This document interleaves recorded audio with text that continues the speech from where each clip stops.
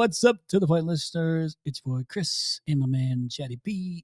Chatty, what's going on, buddy? I missed you, dude. We always go through these I little know. stints here to see you. And I know this end of summer, getting kids back to school, kind of navigating the shoulder season that's upon us, all the fun stuff. But yeah, it's been a busy little end to the summer, hoping to squeeze a couple more weeks out of it here in the lovely Midwest. well, not today since it's nice and stormy there. I know. Yeah, it's like pop-up shower once this humid out. I've had some separation anxiety, man. That's how I much know I it's been miss too long, but we're going to see each other here in 2 weeks. 2 weeks. That's 2 right. weeks from tomorrow. 2 weeks. I'm excited. I'm looking forward to hanging out with everybody. Yeah, It's gonna be fun. Emily's gonna come, so should be good. She's coming to Home Service Freedom. Well, she wasn't going to. We had some nanny issues, and then she's gonna be available, so Emily's gonna make the trip. Perfect. Well, then I guess we'll have the ladies with us. That's right. Well, this episode, to all you listeners, is one that Chad and I have done in a while. It's just a little me and Chad special, right? And it is, sometimes I forget, Chad, how exceptional of a co-host I have in running and operating a large home services business. So I don't take advantage of it enough. That's what I'm trying to say. Okay. So today we're going to take advantage of some Peterman knowledge. Okay. So, but I don't want to let you down, buddy. I do not want to let you or our listeners down. So I would not even think about skipping our dad jokes. And yeah, woo-hoo. I really felt it that time, Chad. No, I brought it. I've had now a few different people sending me dad jokes, so it's starting to catch on a little bit. So literally every dad joke that I am reading on this episode did not come from me. So this one came from Garen Gilmore, who you met at Rhino X from All Clear over Missouri. And he actually gave me quite a few. So I'm going to read just a few of these. And these are industry specific, which make them nice. So are you ready? Let's do it. See you. I know. You're ready to go. Okay. Why don't plumbers play poker?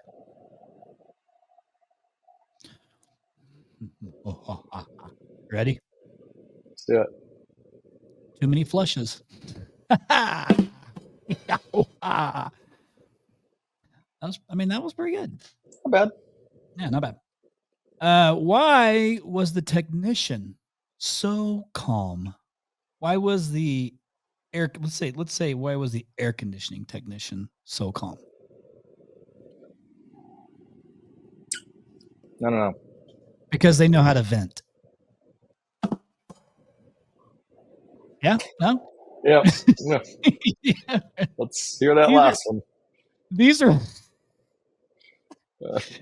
classic dad jokes, okay? Like, these are the real. Okay.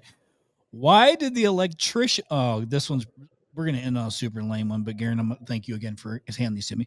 Why did the electrician break up with the outlet? Something about tripping over a breaker, something. I don't know. Something. Because there was no spark, Chad. Hey.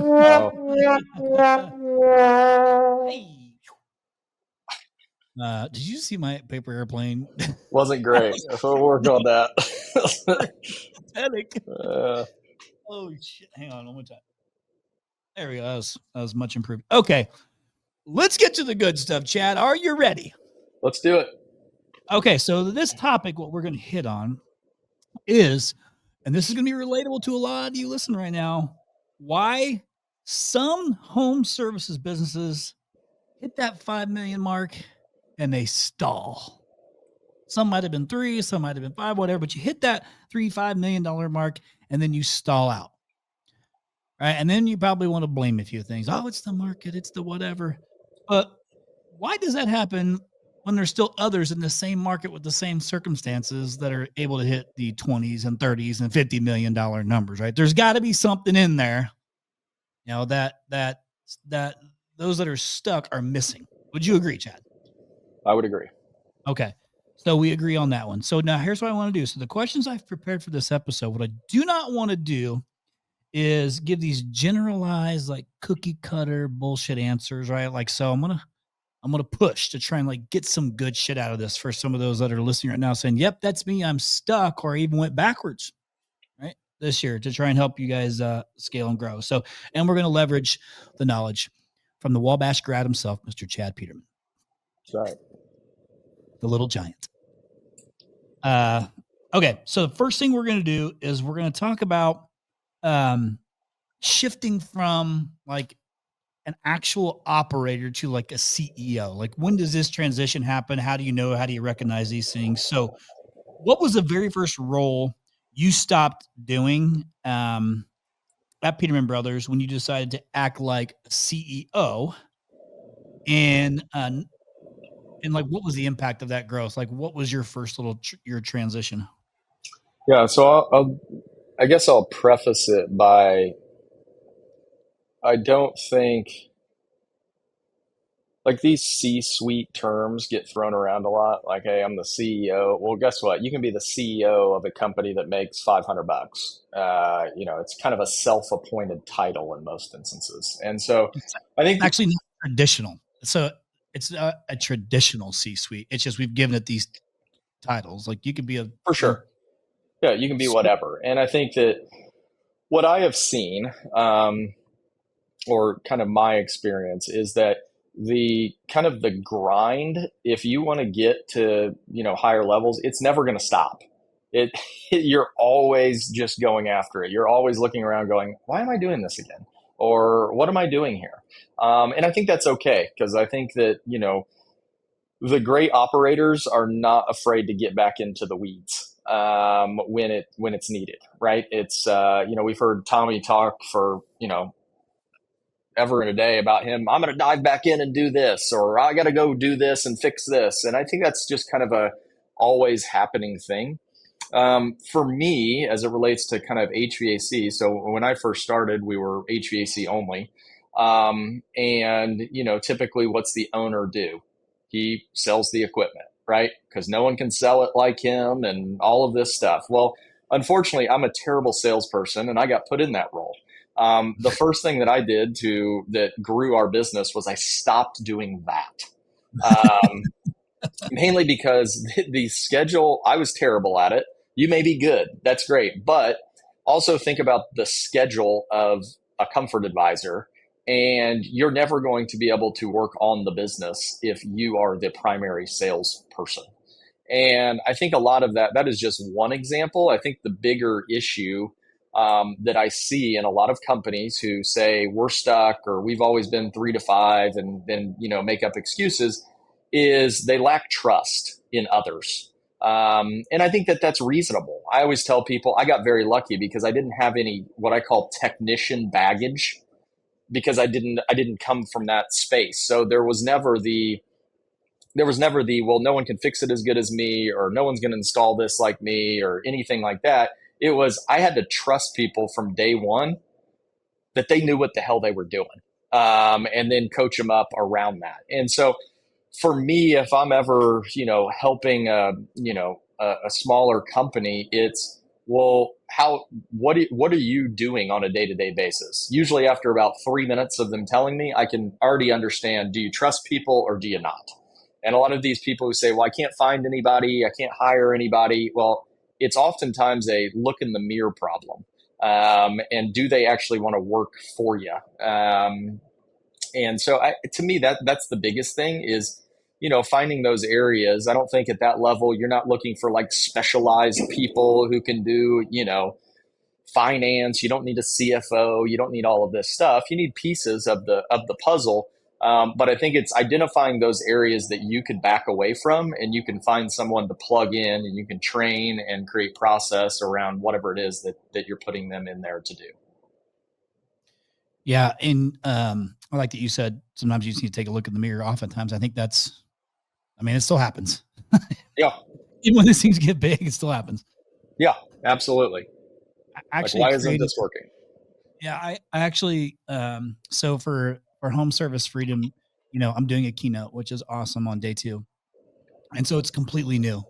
Like I completely did a whole new, and then I kind of talk about that piece of it. It's either going to land really well or it's not. Because in my head, the way I have this thing, I've envisioned it going. I really hope it goes that way because if it doesn't, I don't know how I'm going to feel. I'll clap So, for you. I'm gonna stand yeah, up. yeah, perfect. I'll have a couple of plants in place just to keep things Get the going for me. crowd riled up. That'll be Right. me. Right. That's right. That'll be you. You are known for riling up the crowd. That's right. I'll bring my rally towel. Just get it going. Perfect because I'm going to call you out specifically then from stage to make sure Good. That's fantastic. Chad's not in the room. Okay, so I'm actually going to switch gears for just a second. I mean, we're going to maybe stay on the same topic here, but there's a lot of times when you're building these businesses as the operator or the person that's running it, or you're the one wearing all the hats because it's you're doing sales and you're doing your own books, you're doing all shit. I think it's pretty easy to tell when you're that small, like once you get to 5 million though, like you're not doing. Well, I hope you're not doing that. Like you got to start to have some people in place there. But like some people don't recognize that they're not out of that operator role. Like they're still working in the business way too much. And I think you still have to, and when you're at that size at some level, you still got to be working in it. You can't just like hand the keys over. I don't think. Um, but is there something that like some key things where you could say, hey, guess what? If you want to know that you're not acting like a CEO, these are the things that you're still doing. Hey, if you know that you're not acting like you're leading this company, you know, you're focused on the actual company versus working in the company, like you're doing X, Y, Z. Are there like some key things that you can share on here that people say, oh shit, yep, I'm doing that. Okay, clearly I'm still very much in this operator role and I'm not doing enough of the air quote CEO stuff. Yeah, I mean, I think what I said at the beginning, running sales calls, running any calls for that matter, I think is a big piece. Especially you get to 5 million, like someone else should be running the calls. You cannot do that and run the business at the same time. Early on, yeah, you may have to do that. Like anything related to running the calls, anything related to answering the calls, anything related to dispatching the calls, like all of like the building blocks of like call comes in, we dispatch it to a technician who then runs the job. Um, if it's more back office stuff, so like I still did a lot of the back office stuff like early on, like ordering jobs or putting this together or putting a proposal for a bigger job together maybe, but not running any calls. I think that's the biggest thing. Like, can you truly sit there and work on the business? Now, you're not going to work on the business at every minute. There's going to be fires that pop up and everybody's got to wear a bunch of hats, so it's not like you're just kicking back in your chair. But yeah, I think that's to me is the biggest thing. I know this isn't exactly the question, but I think another big part of these companies getting stuck is they don't know where in the hell they want to go. Like they don't like what is growing the company for you. Is it running a $20 million company? Like if it is, well, make sure you go out and look at a couple of $20 million companies and say, do I really want to do this? It also, to me, really lends itself to you making strategic investments in the business. Like if I'm at 5 and I really only want to run 10, well, I probably don't need to be like, well, when do I need to bring on a CFO? You don't. You don't need a CFO. So don't worry about that. That's not part of the problem. If you want to run 100, yeah, at some point in time, you're going to need that role. And so what I always tried to do was like go out, visit as many people, talk to as many people, but then I really wanted to hone in on those people that were like one step ahead. Like who are those people that are at the next step? What's their org chart look like?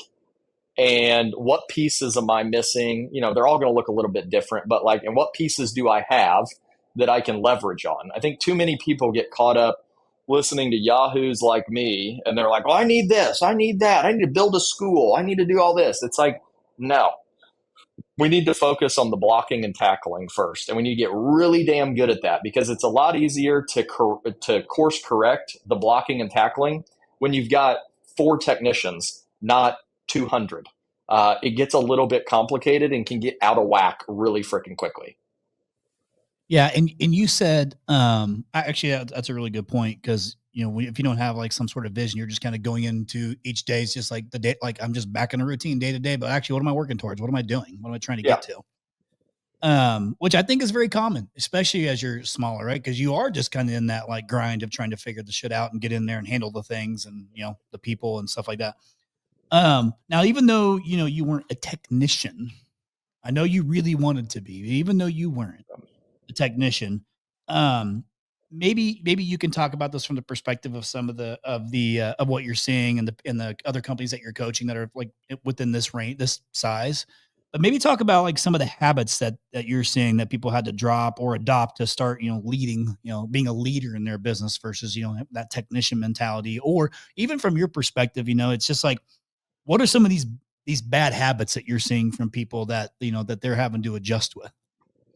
Yeah, I think the number one, and this is kind of overarching, so we can dive in deeper on like specific ones, but like for as an overarching kind of statement, I think the biggest mistake that I see people making is they, as the owner, are dependent on just the growth of the people that are running calls, dispatching calls, whatever. It's like, well, they need to get better.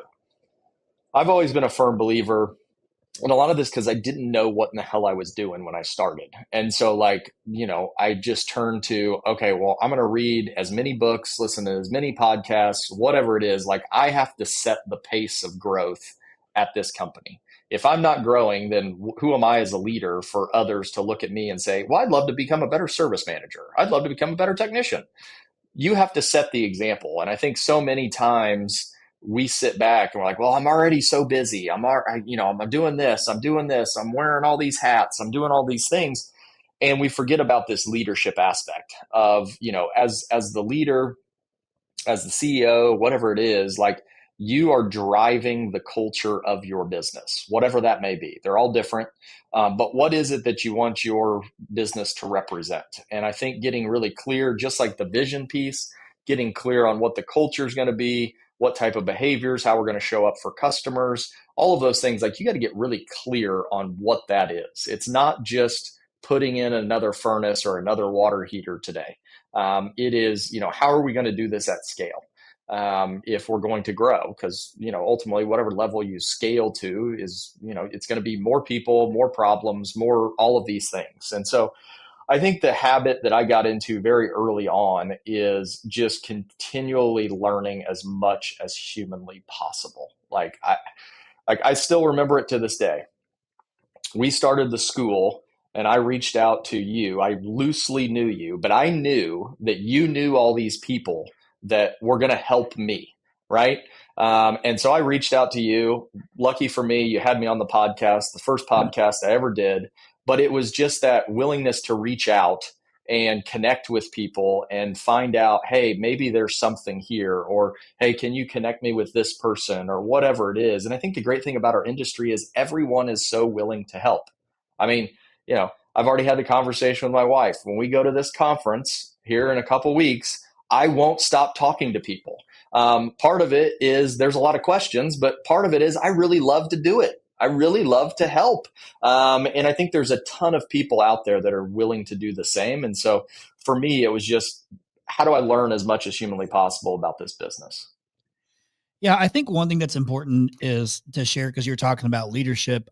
I think it's important to share that that doesn't mean that if you're leading by example, doesn't mean you're actually doing all the things, right? Like Correct. part of leading by example is also delegating to the appropriate people to get it done. That's being responsible leader. Yeah. So actually, it's a great segue into like building a leadership team. And you talk about people not needing a CFO at $5 million, and we don't need to talk about like when you need a CFO. You still have to have somebody obviously who's paying attention to your finances.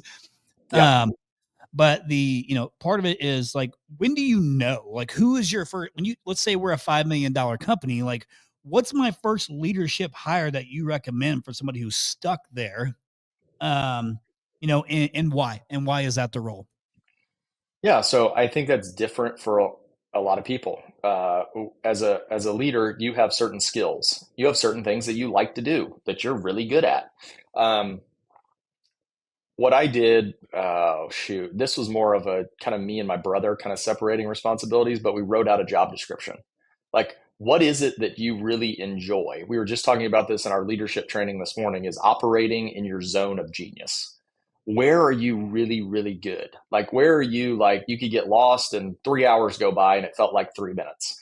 And so for me, the way that I would start out is, this is what I'm really good at, this is what I can cover. So if I need 5 roles, well, you're going to have to wear a couple of hats, company smaller. But what are the things you're not really good at? So for me, when I was growing it, I'm not real good at the finance side. I don't know accounting, credits, debits, all of this stuff. Like, I took an accounting class, not my zone of genius for sure. So I knew that I needed someone that could do that part of the business so that I didn't have to worry about it. Yes, I'm going to look at them on a weekly basis, monthly basis, so on and so forth. But I needed someone who could do that because that wasn't my jam.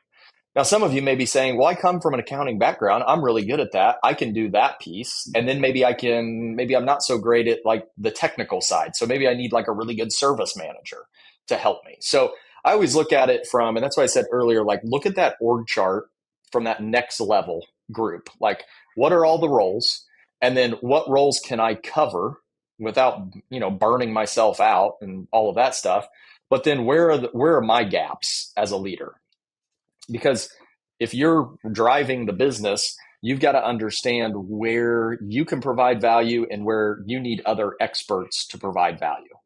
I think the other piece is, as you grow, some people aren't going to scale. Some people don't want to go to the next level. Some Yeah. people hit a ceiling.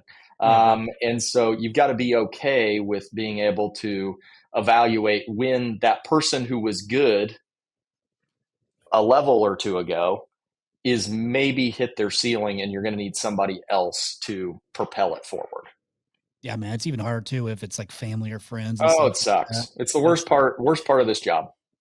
yeah.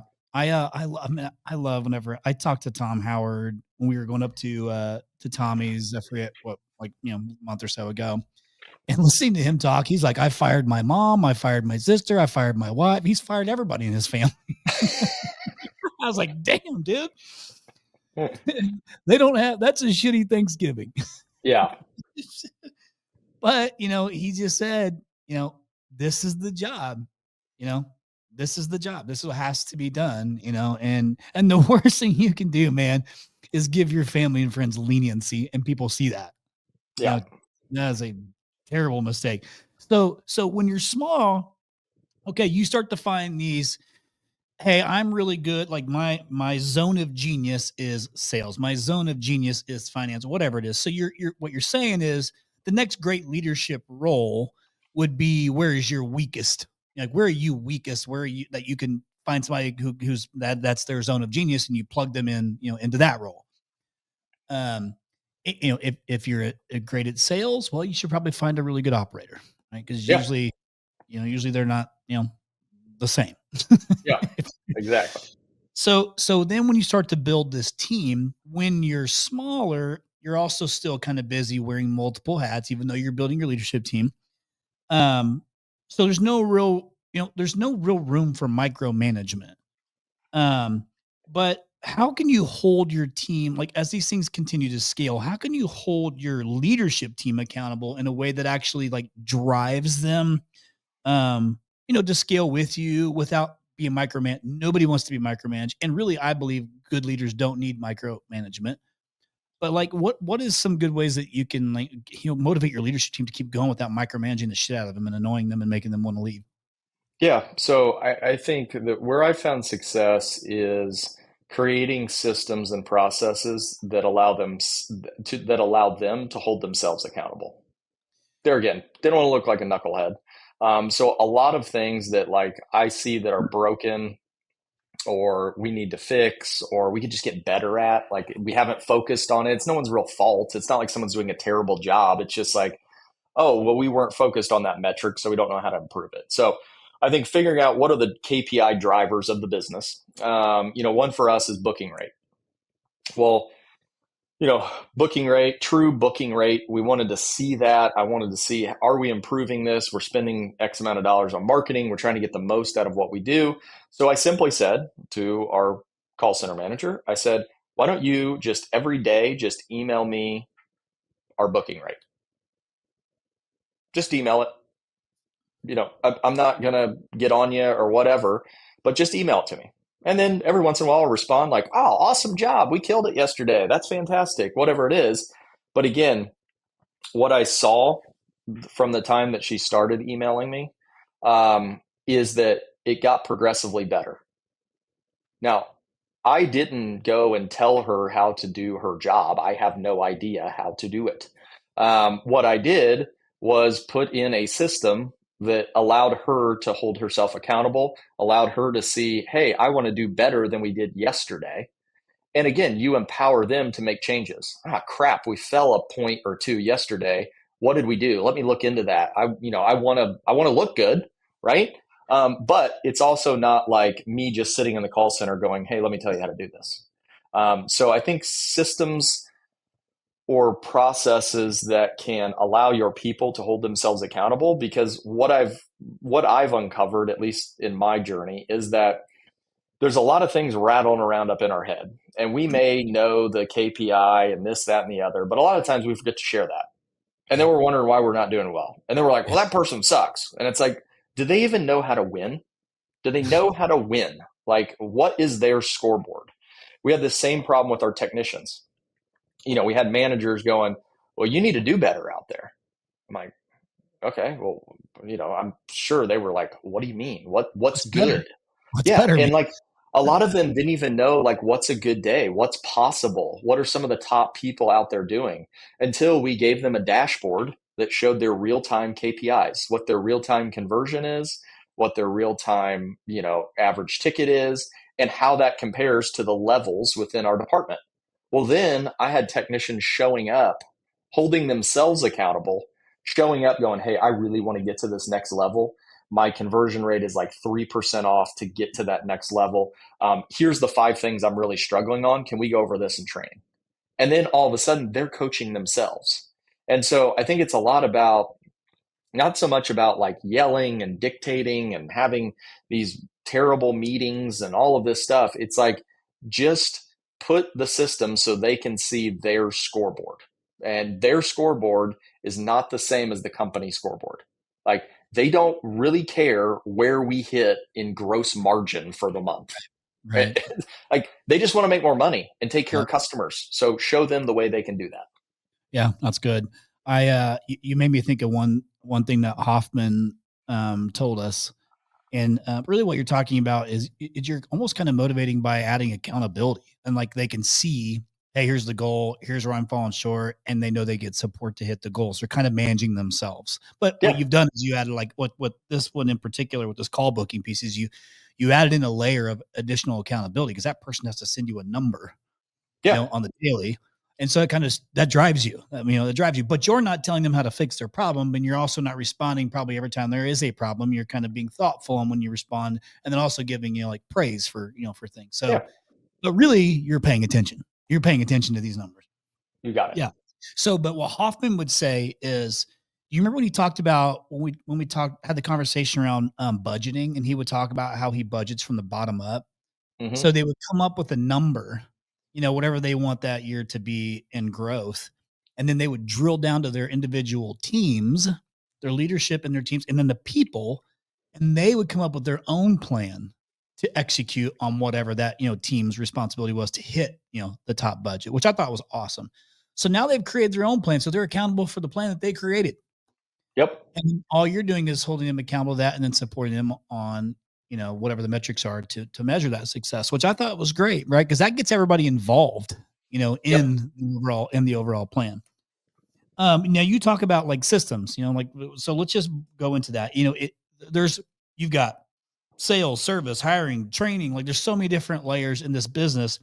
If you could, if you could only systematize one part of the business first, like out the gate to you, what is the most important thing? Is it the call? Is it the call answering? Would that be your number one, or is there something else? Call answering, number one, no doubt. Yeah, because it's the one that like nothing else matters, right? If you can't get the business, right? Like nothing else matters. Like you can't sell shit if you don't have a call, right? Or you don't have somebody who can take the call, even if it's an existing customer, and book it. Like, Yeah, I mean, here's what I would be willing to put some serious money on. If you had a company that's under $5 million and they said they've been stuck there for multiple years, their growth is in their booking.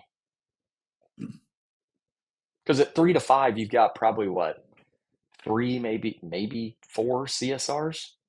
And my guess maybe, is it's kind of an afterthought.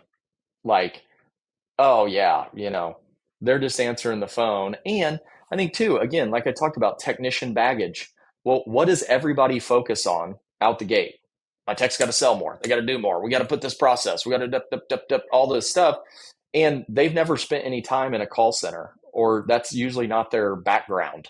And so to me, once you can get that fixed and it's humming, it's like, okay, now I feel like I can spend a few more dollars on marketing, because every dollar I spend, I'm booking 9 out of every 10 phone calls that comes in. dude. I just had this is like a real life scenario. It just happened last week. So I hop on an escalation call because escalation call. Nothing ever gets to me until it's like on fire, right? Like if it got to me, like shit's hit the fan.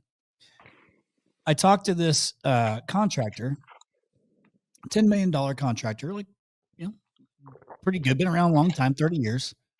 Um, and when I'm looking at it, it was, the first thing I always ask is, or I always look at is I look at their performance. I look at round tracks 2.0. I can see every lead that came in, the quality of lead, their booking rate, like all the shit, revenue attached to it, sort of everything.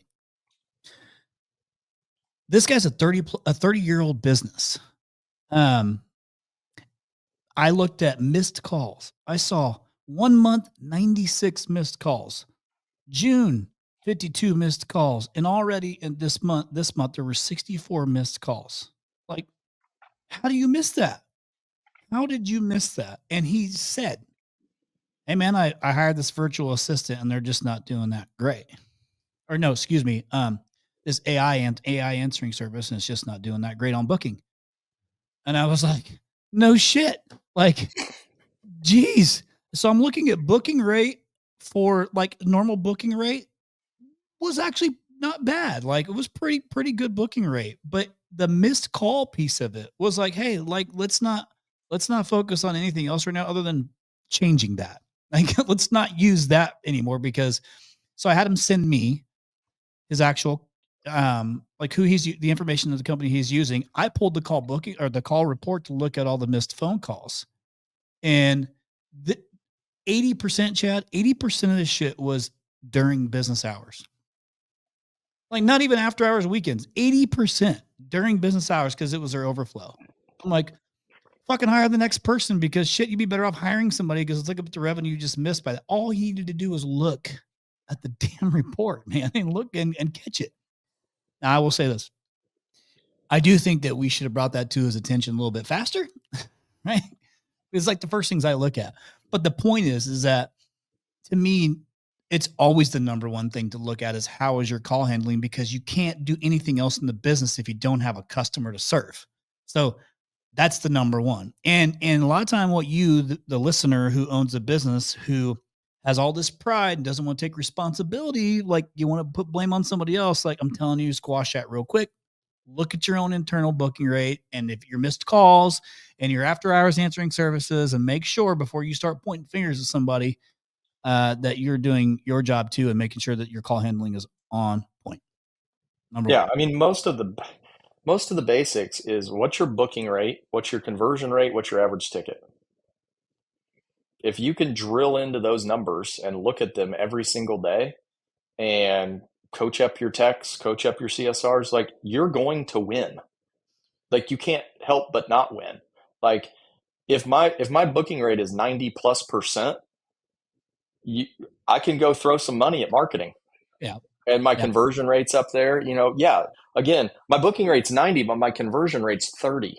Well, Jesus, like that means so if your conversion rate's 30, my COO puts this so perfectly.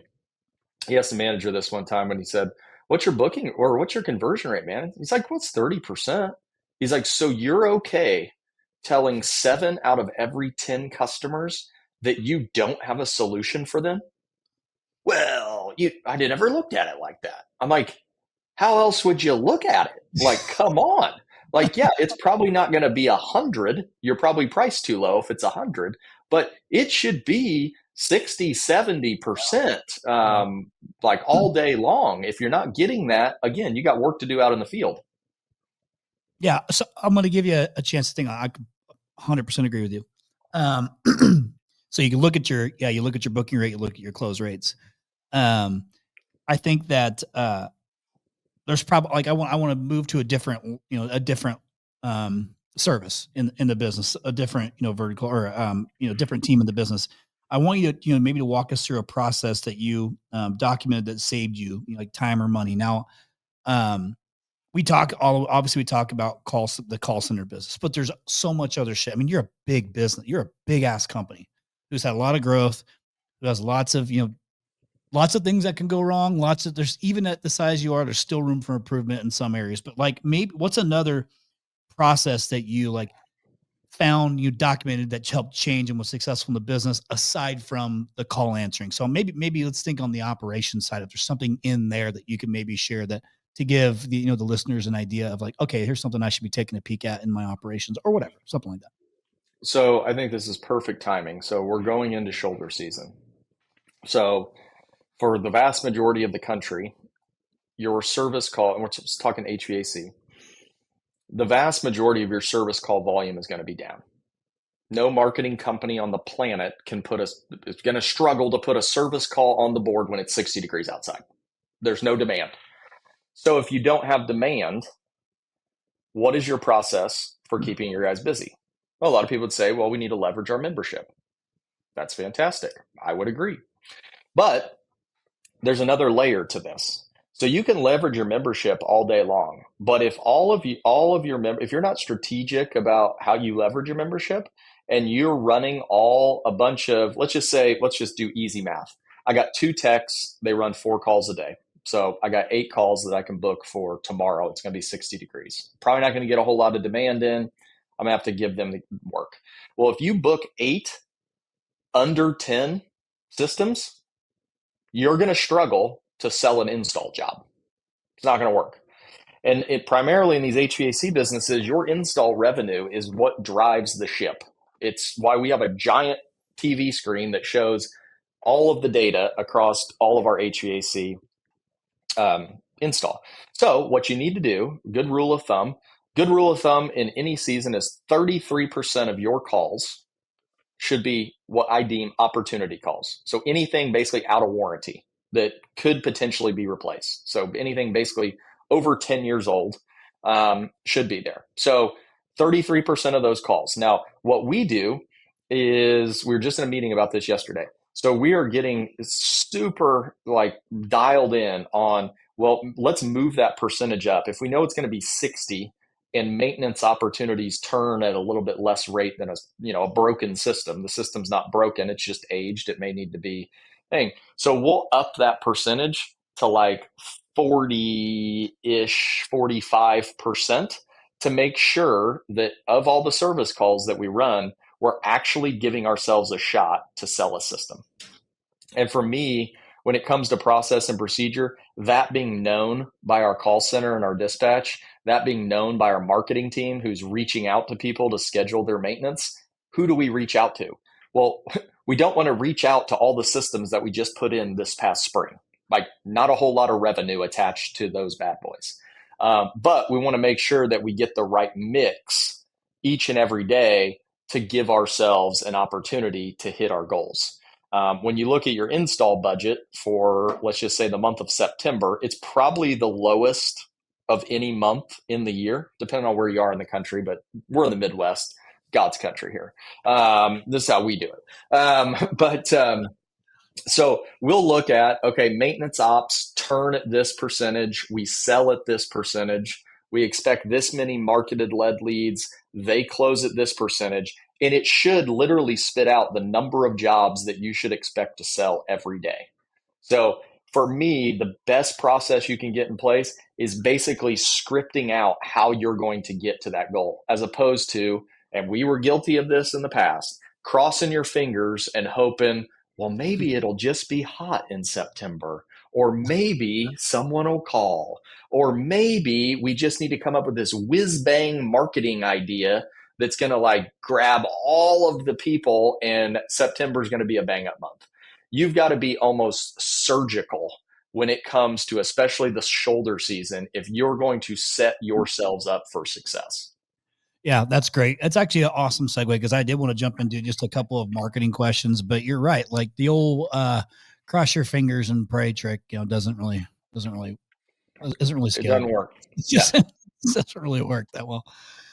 Because then when it doesn't happen, you're like, well, and then think Yeah. about how far behind you fall, and then you start losing employees and showing that.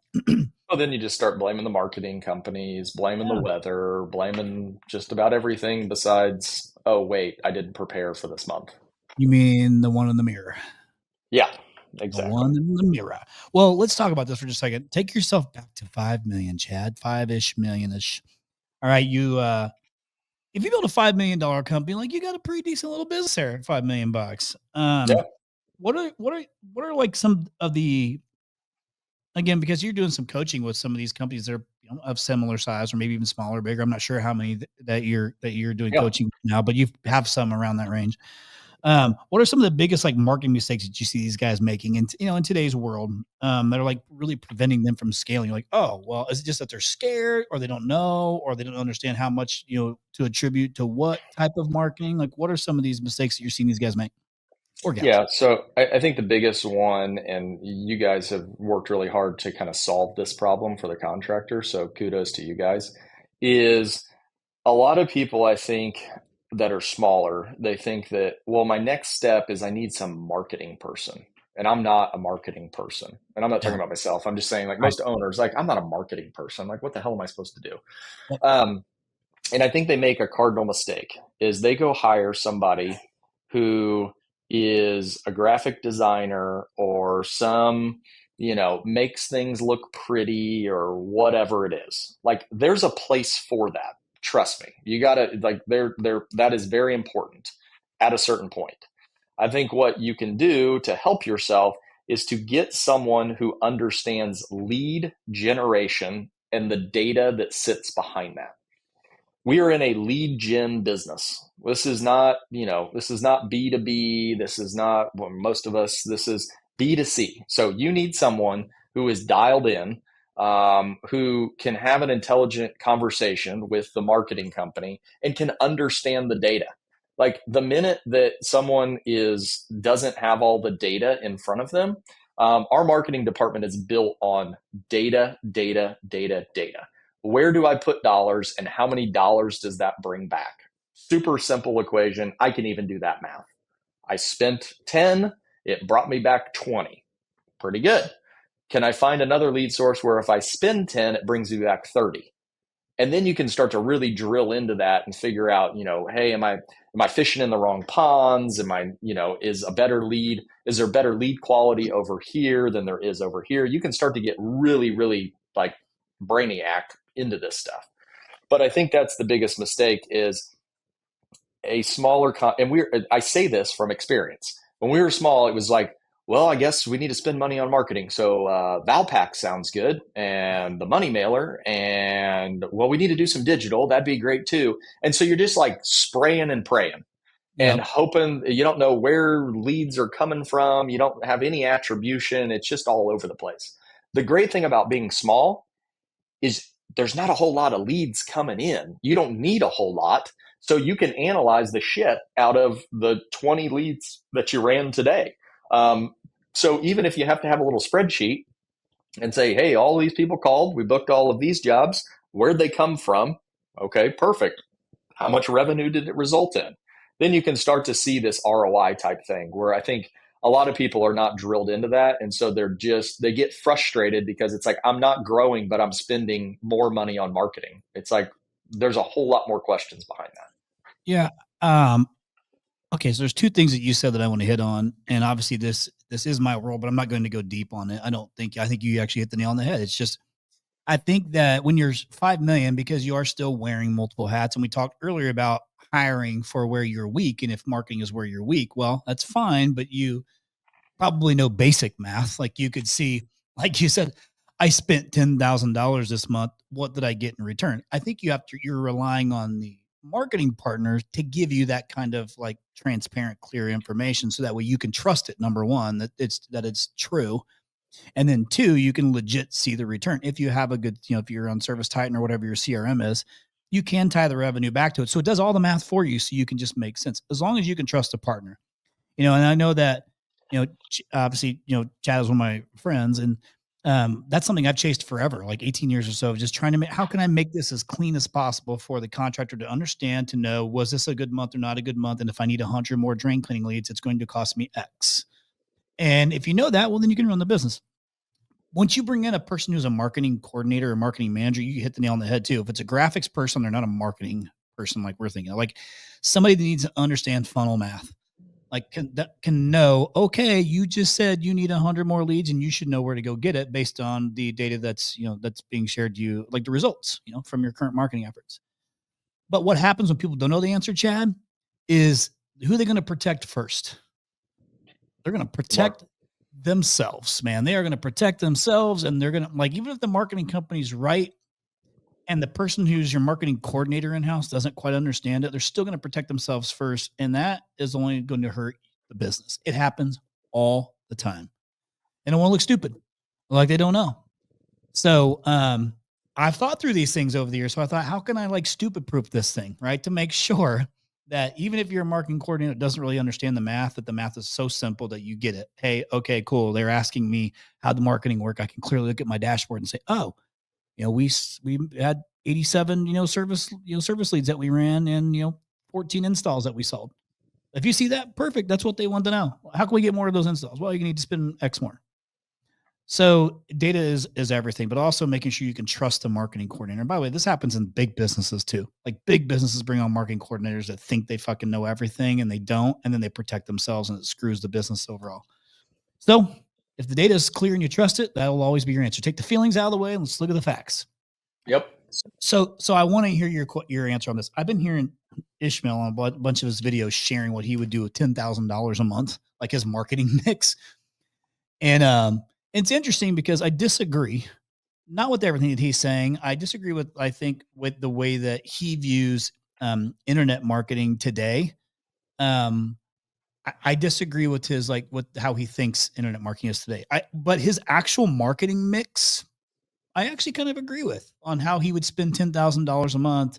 And I think the thing that keeps you and I close to it, Chad, is, we're like on our way, with our roofing business, right? And so we are kind of in that phase where we're paying attention to, like, hey, what is our marketing spend? Like, we have a pretty decent marketing spend for a small business, but we understand the game, right? And we understand the metrics, and we're looking at our lead aggregates and who's providing what, and versus now our paid ad campaign that's running. So we know what to look for, so we're thinking like bigger businesses, but we're still, trying to get to a $5 million number, right? Yeah. But if you had a $10,000 a month budget to spend on marketing, how would you split it across the channels? Like, what are the things that you would focus on today? And we don't have to go into details of like, the weeds of whatever the lead source is, but just like, what would your mix look like? Yeah, so, I think it would look different than what it is for us today. I think, typically our budget, of a monthly budget, we're about 65% digital. Like that's what draws the leads in. But I think it's important to remember, and I'm sure you would agree with this, is your brand Yep. recognition plays a huge role in how successful that is. We see it Massive. all the time when we go into a new market and no one knows who in the hell we are. Digital is a hell of a lot more expensive and it's Yep. harder. And so I guess if I'm looking at a small budget like that, I think the first thing I'm looking at is what is my area. I think a lot of people look at, well, I'm in a big city, so I'll just target the whole damn thing. Well, what I've learned is that like you may just be like, can you just be the biggest fish in your zip code? So if I've only got 10 grand, I'm looking for just about everything that I could potentially do. I think you mix in some digital there, but hell, with digital, with most of cable TV now, like you could just target this zone and people would think that you are massive, like Yep. absolutely crazy. I mean, we've kind of done this in roofing where it's like, hey, we're just going to focus on this side of town because we're small. If we try to spray our message across the whole city, it's really expensive to do and to hit it with the frequency that you need. So I would be looking for, we talk about this a lot, the little league, the BNI, whatever it is that I could be in my small community. And then as you start to build, well, then grab another zip code, grab this one, grab this town. You know, we do a lot of like heat mapping of like where our we do this for our maintenances is we do heat maps and then we push out to those customers so I can keep my maintenance guys all in the same area for the day rather than driving across town and traffic's Right. terrible and all of that stuff. So like look at a heat map. Where are all your customers at? Where are all the people that already know, like, and trust you? Like go be their friends, probably live close. Go be their friend too. Yeah, I mean, I think that this is actually, you're like mixing in some grassroots stuff, which makes perfect sense. But I think the best example that we can give is like with our roofing business, we are treating it just like this. Like we have money allocated towards digital because we know the cost per lead is going to be higher.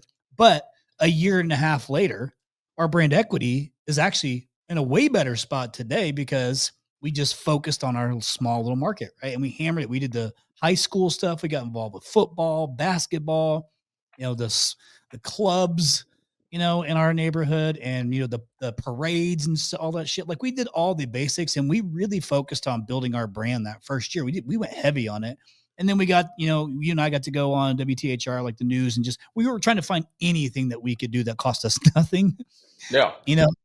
And then to drive leads, yeah, you got to spend some money on some direct advertising. And we did that. We built the brand. We our sponsor Prolific created our brand. We did our wraps on all of our vehicles, and now we're really starting to take off, but we still focused on like our little area, just our one little side of town, and just hammered everything, the basics.